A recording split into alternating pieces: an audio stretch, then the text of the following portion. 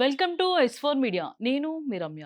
వందేళ్లకు పైనే చరిత్ర ఉన్న రాజకీయ పార్టీ ఇప్పుడు అస్తిత్వం కోసం పోరాడే పరిస్థితికి వచ్చింది. గతంలో ఎప్పుడూ ఇంతటి దారుణ పరిస్థితిని ఎదుర్కొన్నది లేదు.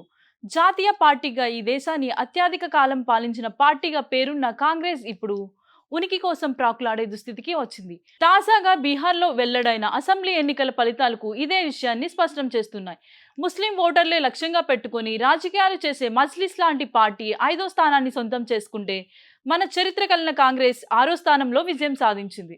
ఇదొక్కటే చాలు తాజాగా కాంగ్రెస్ పరిస్థితి ఎంత దారుణంగా ఉందో చెప్పేందుకు. బీహార్ ఎన్నికల ఫలితాలు సరిపోతాయి. రాహుల్ గాంధీ నాయకత్వంలో ఆయన పేలవమైన ప్రదర్శనలు ప్రదర్శిస్తున్నారు. వాస్తవానికి దూరంగా ఉండే అంచనాలతో పాటు ఇప్పటి రాజకీయాలు ఏమాత్రం సంబంధం లేని రీతిలో వ్యవహరిస్తున్నా ఆయన కారణంగా తరచూ ఎదురుదెబ్బలు తగులుతున్న పరిస్థితి. పాత సినిమా పాట ఒకటి ఉంది, పుట్టింటోళ్ళు తరిమేశారు కట్టుకున్నోడు వదిలేశాడని. కాంగ్రెస్ పరిస్థితి ఇప్పుడు అచ్చంగా అలానే ఉంది. ఆ పార్టీకి సంప్రదాయంగా ఉండే మైనారిటీ మహిళలు తమ వైపే ఉంటారని, తమ కూటమికే ఓట్లు వేస్తారని కాకి లెక్కలు అక్కరకు రాకుండా పోయాయి. కాంగ్రెస్ అంచనాలకు వాస్తవానికి మధ్య ఉన్న అంతరం ఎంత ఎక్కువ ఉన్న విషయాన్ని గణాంకాలు ఇట్టే చెప్పేస్తున్నాయి. దీనికి తోడు ప్రజల్లో తనకున్న పరపతి ఎంతన్న విషయాన్ని కాంగ్రెస్ గుర్తించే విషయంలో వెనుకబడడం కూడా ఈ ఘోర పరిచయానికి మరో కారణంగా చెప్పాలి. మహాగాద్ బంధన్ అంటూ తమ కూటమికి దాబుసరి పేరు పెట్టుకుంటే సరిపోదు. అందుకు తగ్గట్టే వ్యవహరించాల్సిన అవసరం ఉంది. కూటమిగా ఉన్న పార్టీతో సీట్ల పంచాయతీ కొన్ని చోట్ల పోటాపోటీగా కాంగ్రెస్ ఆర్జేడీలు ఒకే స్థానంలో తమ అభ్యర్థులపై నిలవడంతో రెండింటి చెడ్డ రేవడి పరిస్థితి ఇటు కాంగ్రెస్ కు అటు ఆర్జేడీకి ఎదురైంది. వీరిద్దరి మధ్య ఓట్లు చీలి ఎన్డీఏ కూటమి లాభపడింది. ఇదంతా ఒక ఎత్తు అయితే ముఖ్యమంత్రి అభ్యర్థిని ప్రకటించే విషయంలో ఆలస్యం చేయడం, కాంగ్రెస్ ఆర్జేడీ అగ్రనేతల సమన్వయం లోపం కూడా మహాగఠ్ బంధన్ కొంప ముంచింది.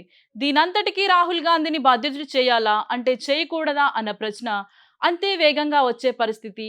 అవునన్నా కాదన్నా ఆర్జేడీతో పోలిస్తే కాంగ్రెస్ పార్టీ పెద్దది. బీహార్లో ఆ పార్టీకి అంత బలం ఉందా లేదా అన్నది పక్కన పెడితే వాస్తవ కోణంలో పరిస్థితుల్ని గుర్తించి కొన్ని సందర్భంలో వెనక్కి తగ్గడం వల్ల పోయేదేముండదు. అలా కాకుండా మొండిగా పోటీకి పెట్టడం ద్వారా ఇప్పుడు సాధించింది కూడా ఏమీ లేదు కదా. బీహార్లో 10 కోట్ల మంది జనాభాలో 1.75 కోట్ల మంది ముస్లింలు ఉన్నారు. అంటే జనాభాలో 17.7% ఉన్న ముస్లింలు మహాగఠ్ బంధన్ కి ఓటేసే కన్నా అధికార ఎన్డీఏ కూటమికి మొగ్గు చూపడం గమనార్హం. దీంతో ఓట్లు భారీగా చీలి మహాగఠ్ బంధన్ విజయావకాశాలు పూర్తిగా సన్నగిల్లేలా చేశారు. బీహార్లోని 243 నియోజకవర్గంలో 87 స్థానంలో ముస్లింల ప్రాబల్యం ఎక్కువ. ఈ కారణంలోనే 20 నియోజకవర్గంలో ముస్లింలకు మహాగఠ్ బంధన్ కూటమికి సీట్లు వచ్చింది. కానీ వాటిలో గెలిచింది 5 స్థానాలు మాత్రమే. ఇదే సమయంలో హైదరాబాద్ కేంద్రంగా పనిచేసే మజ్లిస్ పార్టీ బీహార్లో 25 స్థానాల్లో తన అభ్యర్థుల్ని బరిలో నిలిపింది. ఆసక్తికరంగా 5 స్థానంలో విజయం సాధించింది. ఈ స్థానాలన్నీ ముస్లిం జనాభా ఎక్కువగా ఉండే సిమంచల్లో రావడం విశేషం. ఇదంతా చూస్తే కాంగ్రెస్, ఆర్జేడీ లాంటి దిగ్గజ పార్టీలు కలిసి 20 నియోజకవర్గంలో ముస్లిం అభ్యర్థులకు సీట్లు ఇస్తే గెలిచిన సీట్లకు సమానంగా హైదరాబాద్ కేంద్రంగా రాజకీయాలు చేసే మజ్లిస్ ఈ రెండు పార్టీలకు సమానంగా 5 స్థానంలో విజయం సాధించిన తీరు చూస్తే కాంగ్రెస్ అగ్రనాయకత్వ వ్యూహాత్మక లోపాలు ఇట్టే అర్థమవుతున్నాయి. ఇప్పటికైనా వాస్తవ పరిస్థితిని గుర్తించి అందుకు తగ్గట్టు ఎజెండా సెట్ చేసుకోవాల్సిన అవసరం రాహుల్ మీద ఉంది.